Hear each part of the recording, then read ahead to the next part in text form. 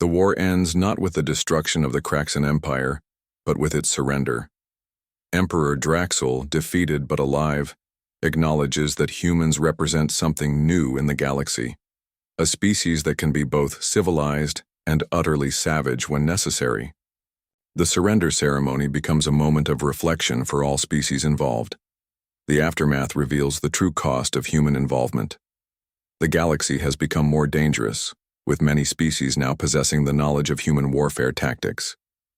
Some council members, led by pacifist leader Hay Rin, argue that humanity has fundamentally changed galactic civilization, possibly not for the better. Deho faces a choice: return to Earth with his team, or remain in space to help build a new kind of galactic civilization. His decision reflects the broader theme of the story, that sometimes survival requires embracing your inner predator, but wisdom lies in knowing when to use that power and when to show restraint. The story concludes with the establishment of a new galactic defense force trained in human tactics but tempered by alien wisdom. Deho becomes the first human to join the Galactic Council, not as a conqueror, but as a guardian. His presence ensures that while the galaxy has learned to fight, it has also learned when not to fight. The final scene shows Deho training the next generation of galactic defenders, teaching them that true strength comes not from the ability to destroy but from the wisdom to protect. The humans have become the galaxy's deadliest predators, but they've also become its most thoughtful guardians, ensuring that the power they've unleashed is used responsibly. The epilogue hints at new challenges on the horizon as other galactic empires beyond Council space have taken notice of these dangerous humans, setting up potential future adventures while acknowledging that the galaxy will never be the same again. The victory at mining colony Zeta-7 sent shockwaves throughout the galaxy that reached far beyond Council space. For the first time in centuries, a Kraxan military force had been completely destroyed by what they considered inferior species. The news traveled through underground networks to worlds that had already surrendered to the Empire. On the agricultural world of Kepler 442b, the enslaved Bothari people heard whispers about human warriors who taught others to fight like predators. The Bothari had been peaceful farmers for thousands of years, but now they began gathering in secret to discuss resistance. Their leaders contacted the hidden council networks asking for help. Similar movements began on dozens of conquered worlds. The Trillin crystal miners on Proxima 5 started sabotaging Kraxan mining equipment. The aquatic Seraphi on Ocean World began attacking Kraxan supply convoys. Species that had accepted defeat were suddenly finding the courage to fight back. The Kraxan Empire had never faced this kind of coordinated resistance before. Emperor Draxel himself took notice when 3 separate worlds reported simultaneous uprisings in the same week. Intelligence reports mentioned human military advisors and training programs that were spreading dangerous ideas about asymmetric warfare. Deho found himself at the center of a galactic communications network that connected resistance movements across dozens of star systems. Jin Seo had helped establish quantum communication links that allowed human advisors to provide tactical guidance to fighters they would never meet in person. The communication center was hidden deep within an asteroid mining facility that appeared abandoned from the outside. Inside the facility was bustling with activity as messages flowed in from resistance cells throughout Kraxan space. Each message told a story of ordinary beings learning to become warriors. On Kepler 442b, a Bothari farmer named Telmor had used human guerrilla tactics to eliminate an entire Kraxan patrol. The farmer had studied agriculture his whole life, but learned to think like a hunter in just a few weeks.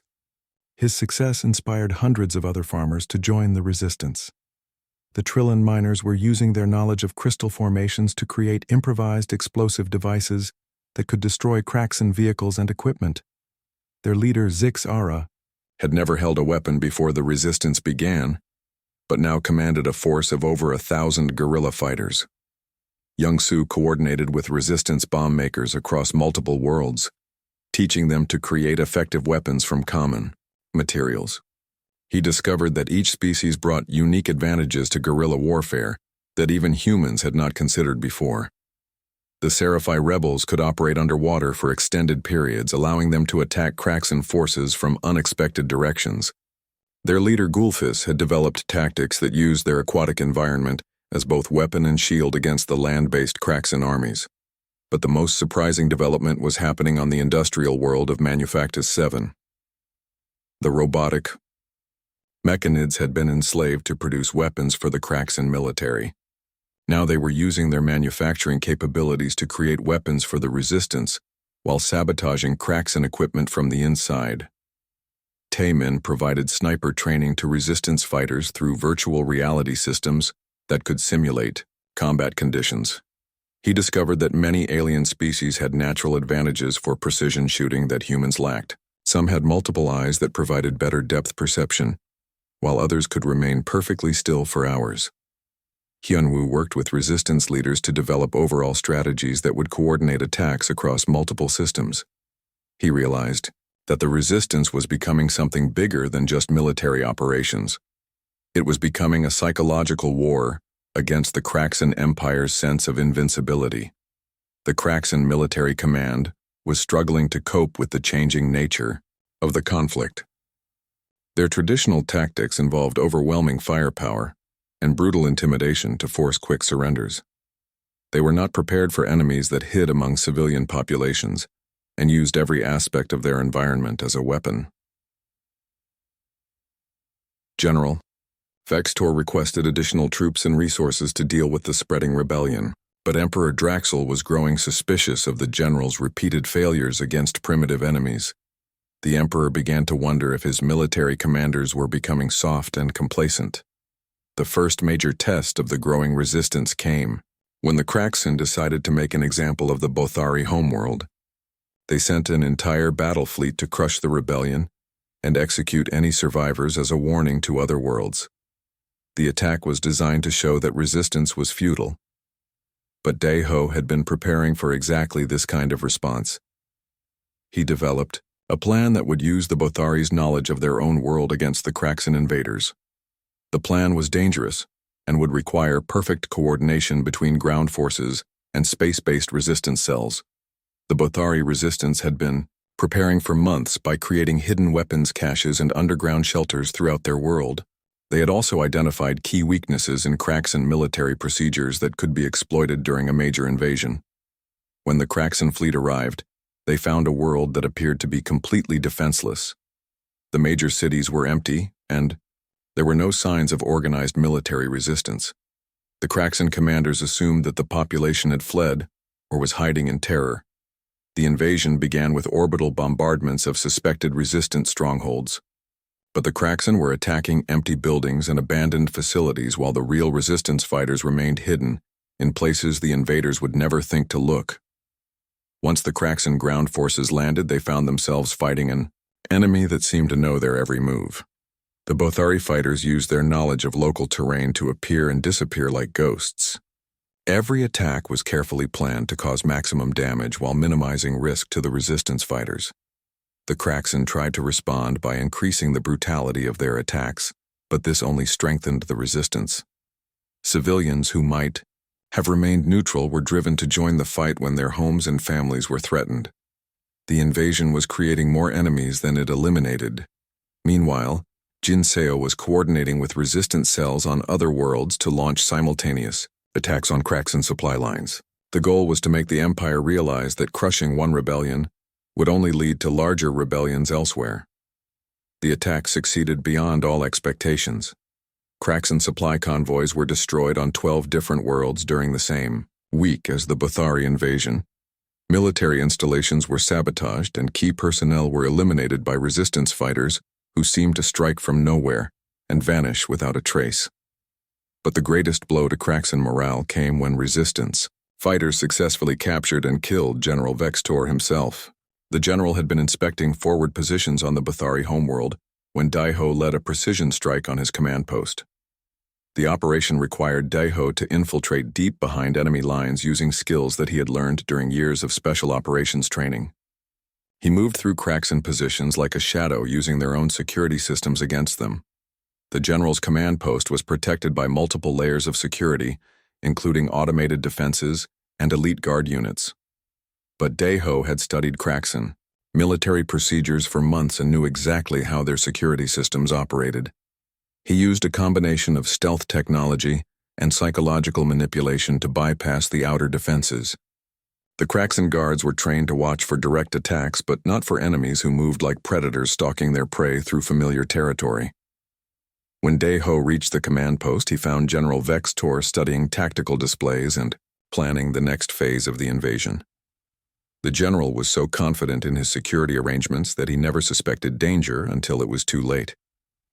The fight between Dae-ho and General Vex Tor was brief, but intense. The Kraxan general was larger and stronger than the human, but Dae-ho had advantages that the alien warrior could not match. Speed, adaptability, and tactical thinking combined with years of combat experience made the outcome inevitable. News of the general's death spread throughout the galaxy within hours. The Kraxan military command was shocked that their most experienced field commander had been killed by a single human warrior. Emperor Draxel realized that he was facing an enemy unlike anything the Empire had encountered before. More importantly, the resistance movements throughout Kraxan space were energized by the victory. If humans could kill Kraxan generals, then ordinary resistance fighters could defeat regular troops. The psychological impact was enormous and immediate. But Dae-ho knew that killing one general would not end the war. The Kraxan Empire was vast and powerful with resources that the resistance could not hope to match in direct confrontation. The next phase of the conflict would require even more daring and dangerous operations. Reports began arriving that the Kraxan were adapting their tactics to counter human-style guerrilla warfare. They were learning to fight without honor codes and using brutality that exceeded even their previous standards. The easy victories were definitely over.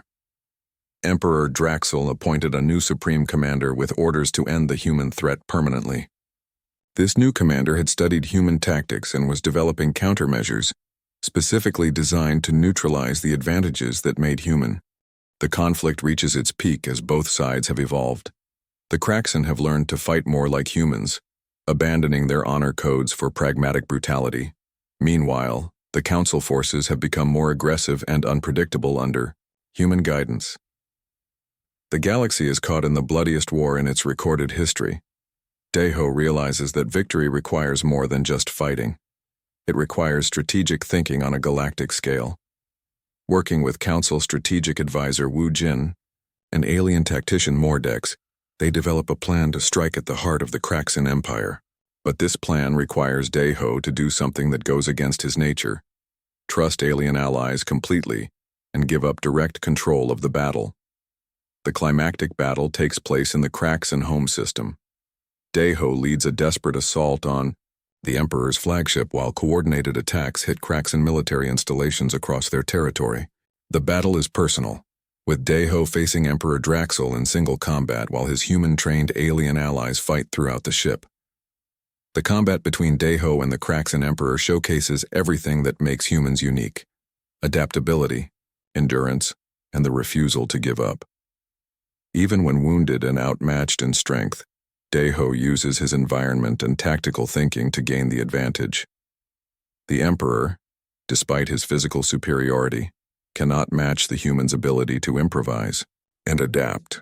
The Council's decision to learn human warfare methods shocked many peaceful species throughout the galaxy. For thousands of years, they had solved conflicts through negotiation and compromise. The idea of deliberately learning to kill was against everything they believed about civilization and progress, but desperate times called for desperate measures. Kraxan fleets were already attacking outer Council territories and winning every battle. Traditional Council military tactics were completely ineffective against the brutal efficiency of Kraxan warriors. Something had to change or the entire galaxy would fall under Kraxan control. Dae-ho found himself in charge of training volunteers from dozens of different alien species. The training facility was hastily converted from a peaceful research center into something resembling a military base. The changes made many Council members uncomfortable, but they had no choice. The first group of trainees included Kilven, a warrior from the insectoid Thrax species. The Thrax were one of the few Council races with any military tradition at all. Kilven had 4 arms and natural armor plating, but had never killed anyone in actual combat. His people fought according to ancient honor codes that limited their effectiveness. There was also Mordex from the crystalline Quarith species. The Quarith could change the structure of their bodies to some degree and were incredibly strong. However, they moved very slowly and had never developed effective combat tactics. They relied on their natural defenses rather than offensive capabilities. Silqua represented the energy-based lumens who existed as patterns of living light. The lumens could move through electronic systems and manipulate technology directly, but they had no experience with physical combat and found the entire concept disturbing and alien. Deho began the training with basic concepts that seemed obvious to humans but were revolutionary to the alien trainees. He explained that the goal of combat was not to fight fairly or honorably, but to end the fight as quickly as possible, with minimum risk to yourself and maximum damage to the enemy. This immediately created problems with species like the Thrax, who had spent centuries developing elaborate rules for honorable combat. Kilven argued that defeating an enemy through trickery or surprise attacks was cowardly and dishonorable. Such victories would bring shame to his entire family line. Daiho responded by having Taemin demonstrate sniper tactics on training targets. From over 1,000 meters away, the human sniper could eliminate threats before they even knew they were being attacked. He explained that dead heroes could not protect anyone while living soldiers could continue fighting. The lesson was harsh, but effective. Kilven began to understand that his honor codes meant nothing if his people were conquered and enslaved by the Kraxen. Survival had to take priority over tradition when facing an enemy that followed no rules at all. Youngsu taught the alien trainees about explosive devices and sabotage techniques. Most council species had never considered using their own technology as weapons. The idea of turning peaceful equipment into instruments of destruction was completely foreign to their way of thinking. But the aliens were quick learners once they overcame their initial reluctance. Mordex discovered that his crystalline body could be used to create improvised weapons by changing the shape and hardness of his limbs. Silqua learned to use her energy form to overload enemy equipment and cause explosions. Council member Yoon-ji was assigned to document the training process for other council worlds. She watched the sessions with growing amazement as peaceful creatures gradually transformed into effective warriors. The change was disturbing, but also impressive. Hyun-woo focused on teaching tactical thinking and situational awareness. He explained that human warriors constantly analyzed their environment, looking for advantages they could use and threats they needed to avoid. This kind of thinking had to become automatic and instinctive. The alien trainees struggled with this concept at first. Most council species were used to environments that were safe and predictable. They had never needed to constantly evaluate potential dangers or look for ways to use their surroundings as weapons. Jinseo taught communication and coordination techniques that allowed units to work together effectively during chaotic combat situations. She explained that individual skill meant nothing if the team could not function as a unified force. Every member had to know what the others were doing at all times. This was easier for some species than others. The insectoid Thrax had natural group coordination abilities, while the individualistic Quarith found teamwork more difficult. But gradually, all the trainees began to function as effective combat units rather than collections of individual fighters. The real test came when Kraxen forces launched a probe attack on mining colony Zeta-7.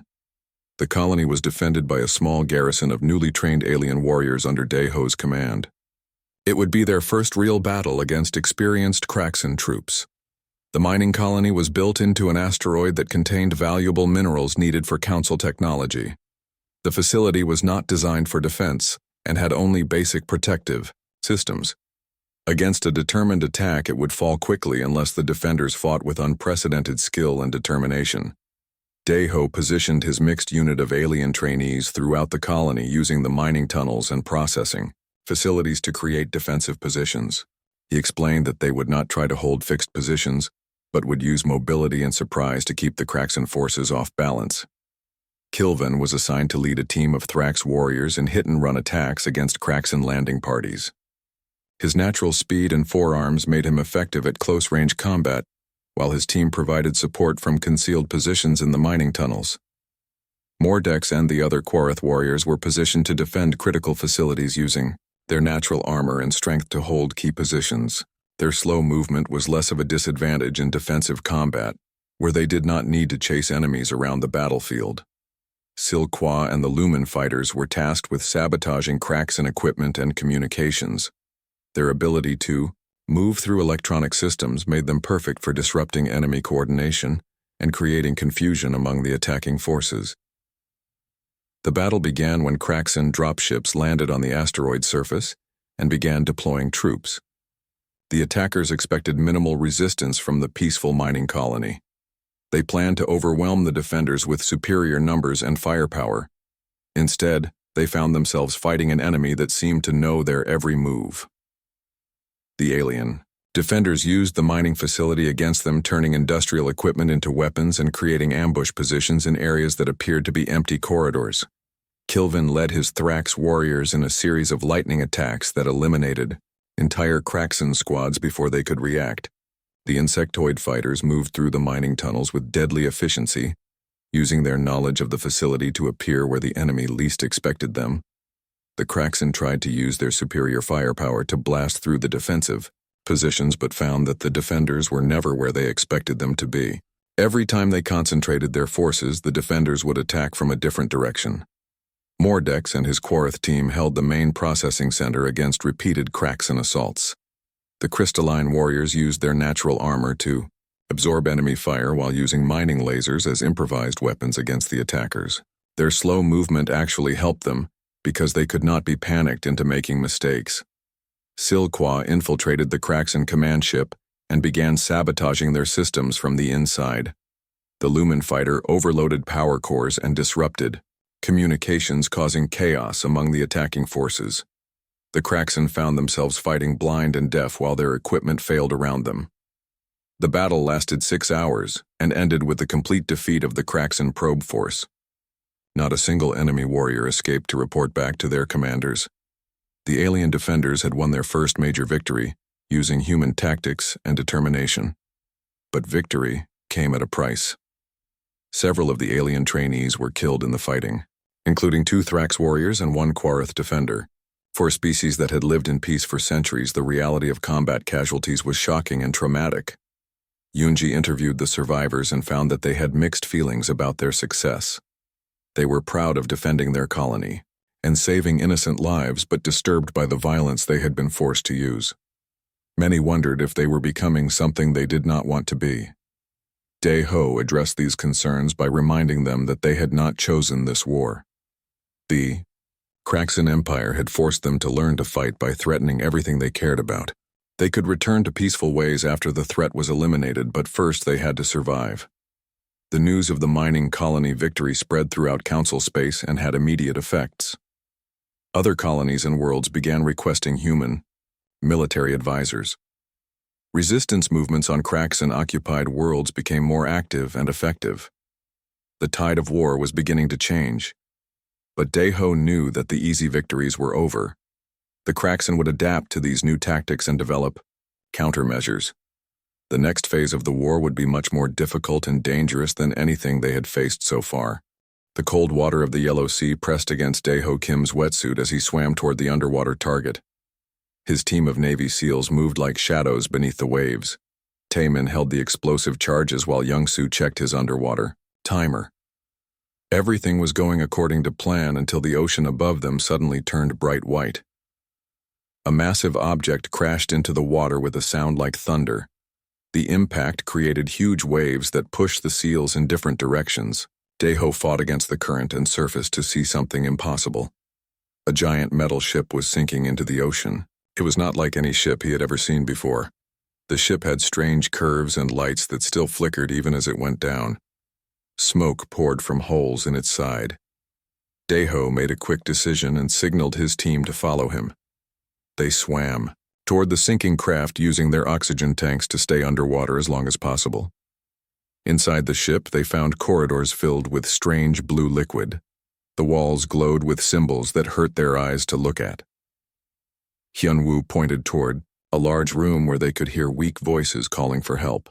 The voices did not sound human. When they entered the room, Daeho saw creatures unlike anything from Earth. They were tall and thin with silver skin that seemed to shimmer. One of them was badly hurt and lying on the floor. It looked at Daeho, with large eyes that showed both fear and hope.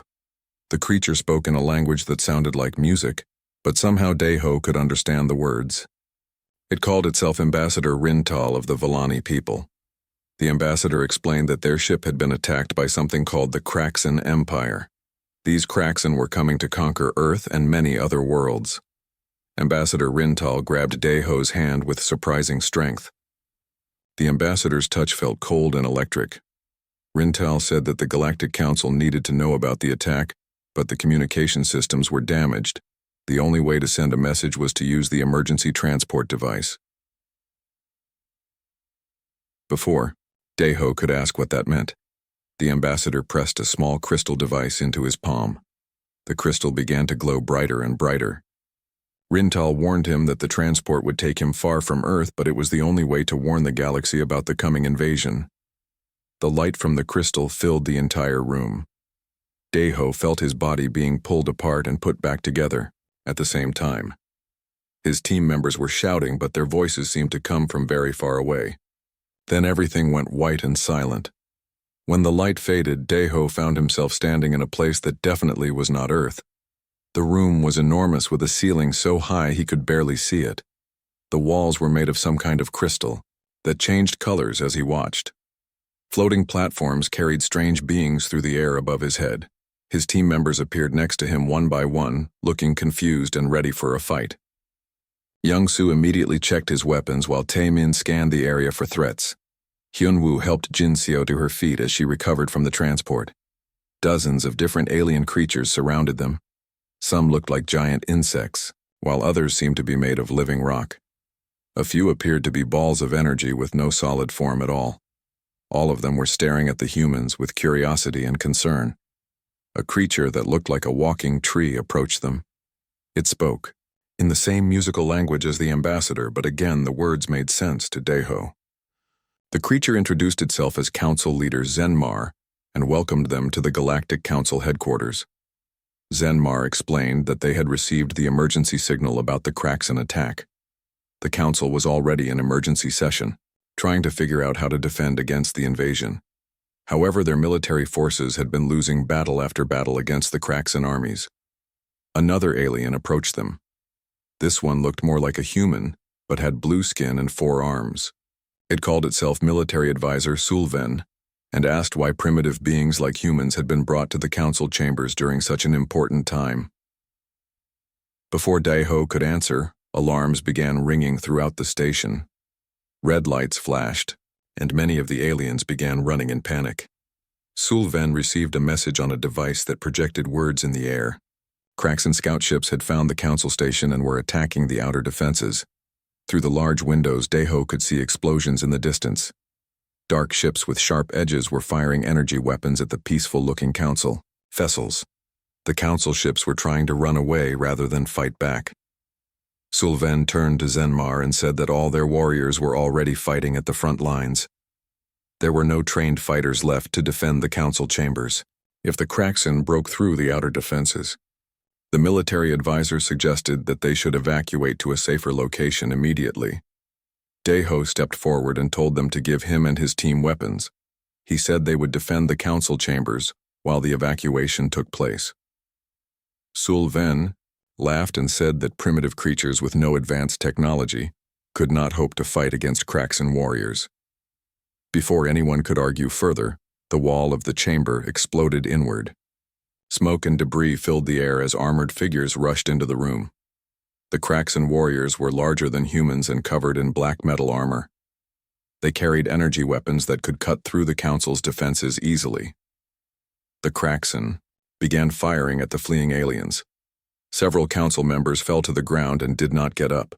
The warriors moved with confidence, knowing that none of the peaceful species could fight back effectively. Daeho grabbed a piece of metal debris and threw it at the nearest Kraxan warrior. The metal piece hit the warrior in the head and knocked off his helmet. While the warrior was stunned, Daeho jumped on him and used a combat knife to find weak spots in the armor. The other SEALs immediately joined the fight. Tae-min used his sniper training to target the weak points in cracks in armor from across the room. Young Su created improvised explosives from damaged equipment.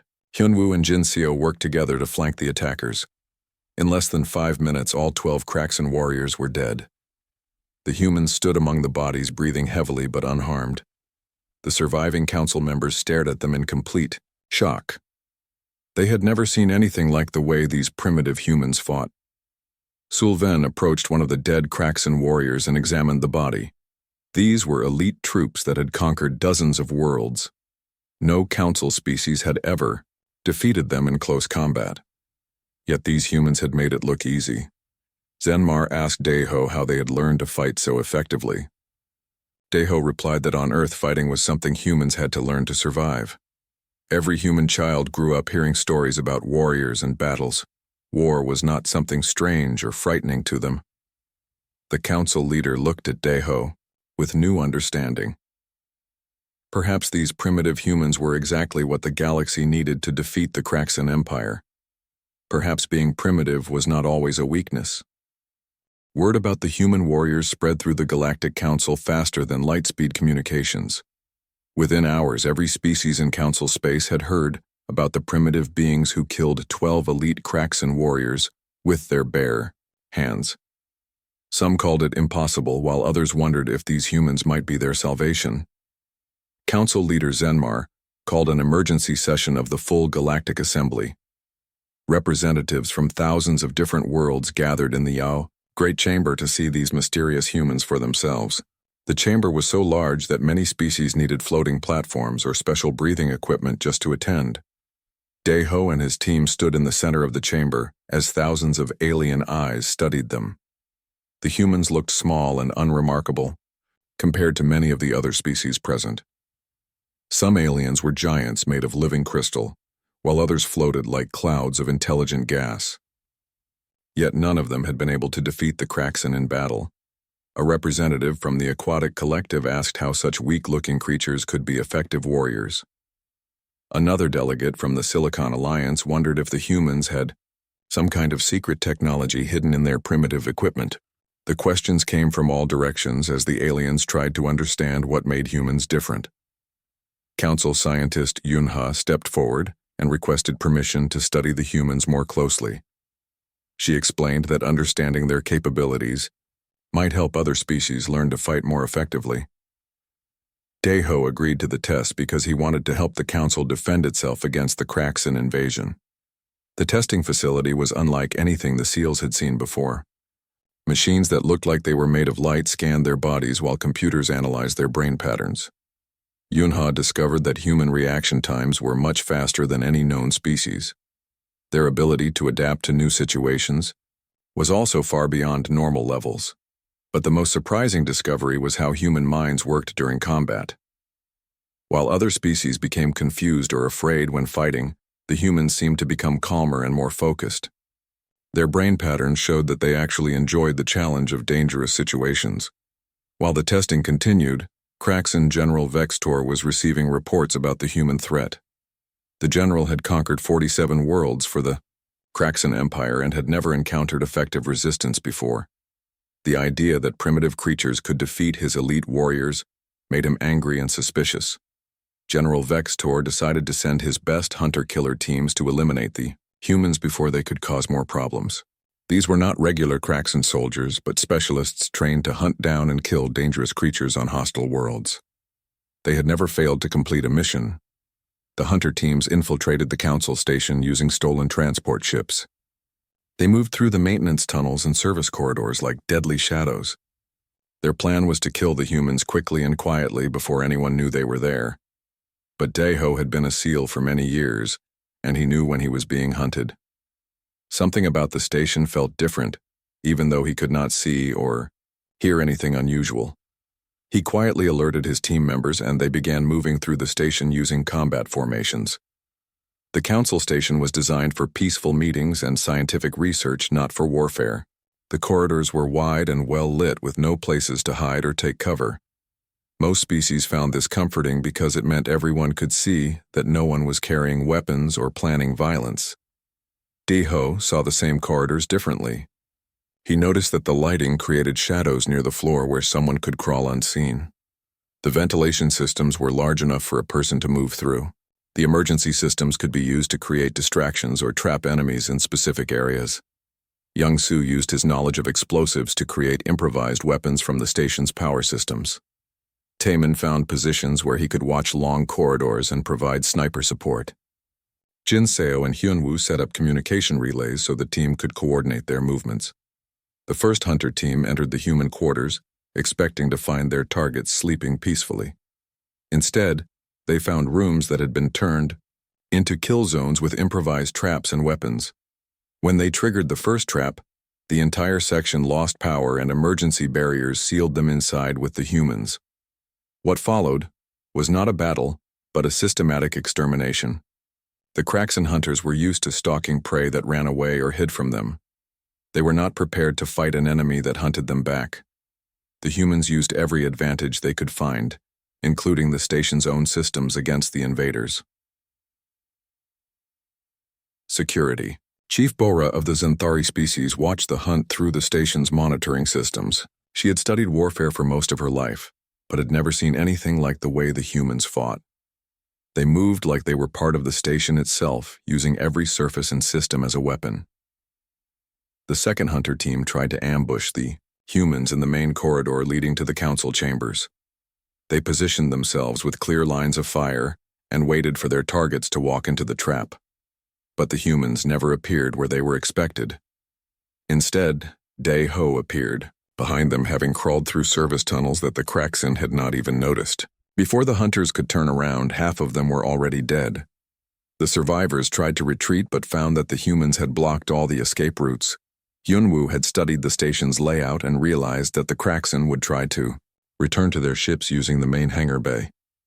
He positioned himself there with improvised explosive devices made from cleaning supplies and power cells.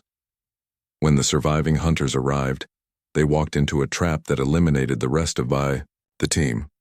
The third hunter team never made it off their infiltration ship. Taemin had spotted their approach and guided Young-soo to their docking bay. The explosives expert turned their own ship into a bomb that killed them before they could even enter the station. General Vextor received reports that all three hunter teams had been eliminated without killing a single human. The general could not understand how primitive creatures had defeated his best warriors. He began to wonder if the humans were really as primitive as they appeared. Council members who had been watching the security feeds were equally amazed, but for different reasons. They saw that the humans did not just fight with weapons but with their entire environment. Every part of the station became a tool in their hands. They fought with their minds as much as their bodies. Yunha realized that human warfare was completely different from how other species approached conflict. Most aliens fought according to rules and traditions that limited their effectiveness. Humans fought to win using whatever methods worked best.